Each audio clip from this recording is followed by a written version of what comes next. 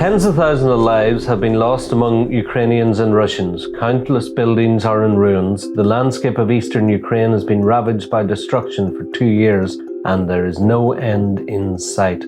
In the wake of Russia's invasion of Ukraine on February 24, 2022, the world has been rocked by a catastrophic toll of war. Just days before the anniversary, I listened to a female Ukrainian paramedic return from the front line, from captivity indeed. The effect of war was obvious, not just the physical injuries and the legacy of Yulia Pavelska's time as a prisoner of war. She is haunted by the conflict. It drinks our blood. The more you give, the more it wants. The impact extends far beyond its borders.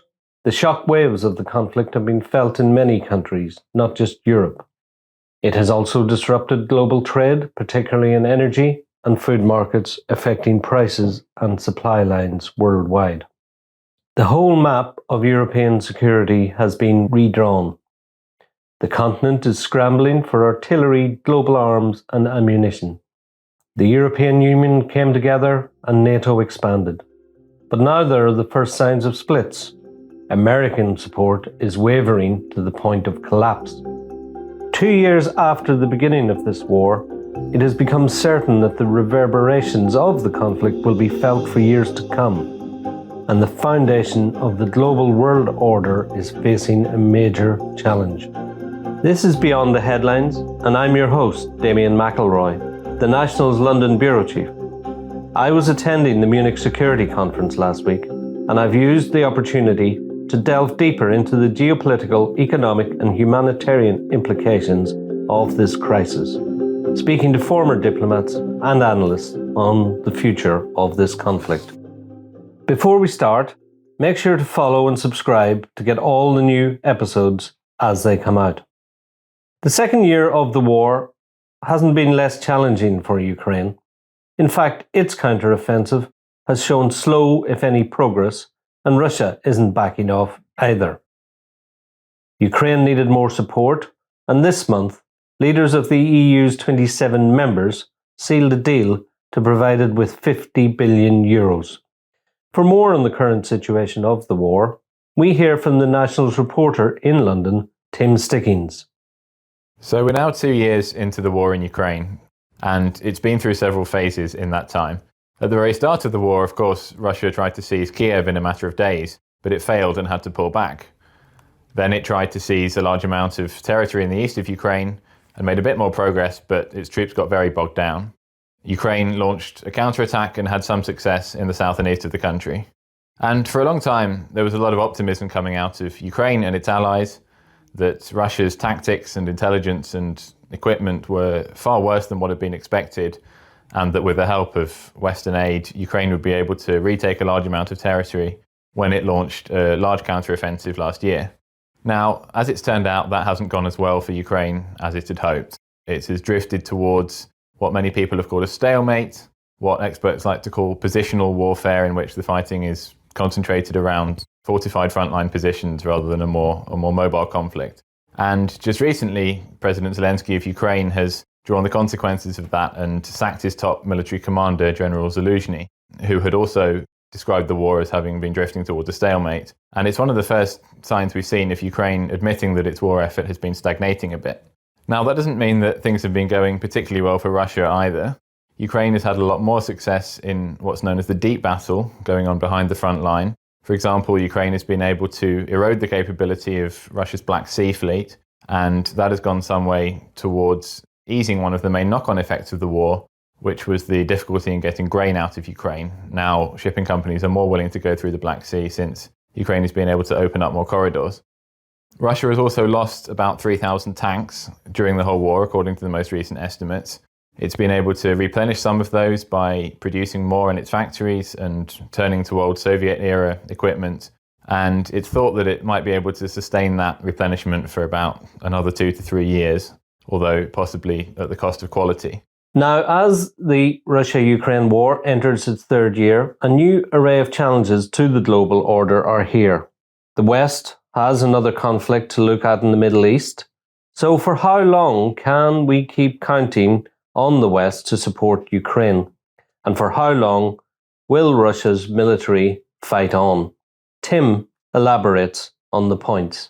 One aspect of that is the Israel-Gaza war, which has certainly diverted political attention in the West. It's led the US to provide military resources to Israel, which then can't go to Ukraine. The US has also moved aircraft carriers to the Mediterranean, and any question of Israel entering the war or providing military support to Ukraine, which had been speculated about after Iran contributed to the Russian war effort, that's now out of the question. And the other big question mark this year is about Donald Trump, who of course is running for the US presidency again and has questioned US support to Ukraine and US involvement in Europe and NATO more generally. Even now, merely as a candidate for the presidency, he's already influencing things because US aid to Ukraine has been held up in Congress while members of Congress loyal to him are reluctant to back that support. And if he were to become president again, it would leave a huge question mark about future support to Ukraine. World leaders, policymakers and experts from around the world gathered last week under one roof at the Munich Security Conference. They discussed the most pressing issues facing our world today, and the Russia-Ukrainian conflict was a major topic.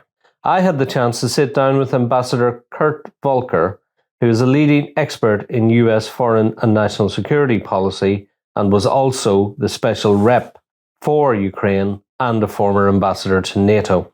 He talked about the resounding commitment at the conference from Western nations to support Ukraine, both economically and militarily.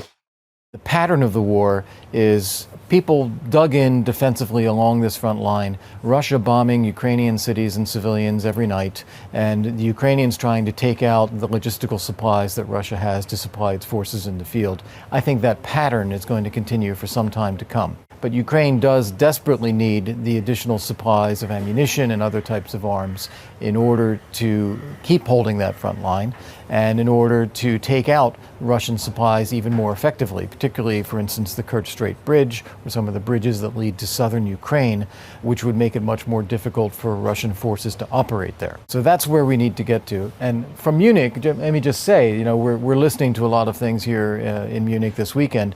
I think the resolve of the West, the commitment to Ukraine is as strong as last year, as strong as the year before that. It is really, really very powerful.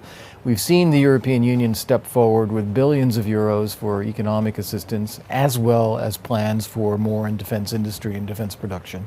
The United States, I'm quite confident, will come through as well. The House has had a difficult time getting this to the floor, not because of Ukraine, but because of differences over how to handle the U.S. southern border. But ultimately, I think that will get fixed, and I think we will see that American aid package come forward as well, and that will bring a lot of the military supplies needed. Ambassador Volker also talked about the Ukrainian advancements in areas like naval and air drones, and how its proximity to Russia would always require a strong military capability. How NATO can continue support for Ukraine in this regard is a vital topic. Ukraine was already a leading country in the tech industry even before Russia's full-scale invasion. That prowess in the tech area has actually helped them innovate in defense technology now, where quite arguably they are on the leading edge in some areas, such as naval drone technology or air drone technology, and doing it at relatively low cost as well. So this, I think, will be a comparative advantage for Ukraine. And they are also going to have to face the fact that living next to Russia for the rest of their lives, they're going to have a very strong military capability, and NATO needs to help with that. I also spoke with Dr. Benedict Frank, the CEO of the forum, about how Europe is stepping up to give its backing to Ukraine. He points out the challenge is overcoming the scarcity of arms production lines in the West itself. We are convinced that supporting Ukraine with these resources is the best possible use. And there is an enormous difference between the Russian economy and the massively bigger European economy. So is there fatigue in Ukraine and the countries supporting it? Gallup's Ilana Ron-Levey told of the surprising resilience of support for continuing the war. What we see in terms of the trends is that If you approve of US and German leadership, as I mentioned, you're 7.7 times more likely to approve of NATO's leadership, and you're 6.5 times more likely to approve of the EU's leadership. So it's a very strong, positive relationship, and we can certainly pull for you changes in overall support at individual leaders' levels, but we see strong support throughout for NATO and EU leadership. Majority of NATO countries supporting the leadership of NATO, but again, we think that it's less because of foreign policy differences, but because of overall support for their own institutions and support for German and American leadership in particular. We specifically for Ukraine, what we can share, which I think is interesting, is just about Ukrainian support for their own country's military and military intervention and fighting in Ukraine. And I think this data is, very powerful for the topic at hand today. What we've seen in our recent polling is that 60% of Ukrainians believe that Ukraine and the Ukrainian military should keep fighting until Ukraine wins. And that is twice as many as those who want Ukraine to negotiate to end the war. We also saw in prior years' polling that as Ukraine began its military battle with Russia, support for Ukraine's military and confidence in the institutions within Ukraine increased substantially. So you see a population in Ukraine with high support for their own leaders. 2 years on, and a diplomatic resolution of the conflict is as far away as ever. Indeed, in parallel, another devastating war rages in Gaza. Peacemakers continue to press, but the war remains the greatest danger of our time. That's it for today. Thanks for listening. This episode was produced by Evan Burke, Victoria Pertusa, Doa Farid, and Arthur Edison. And I'm your host, Damien McElroy. Please remember to follow and subscribe to get all episodes of Beyond the Headlines as soon as they come out.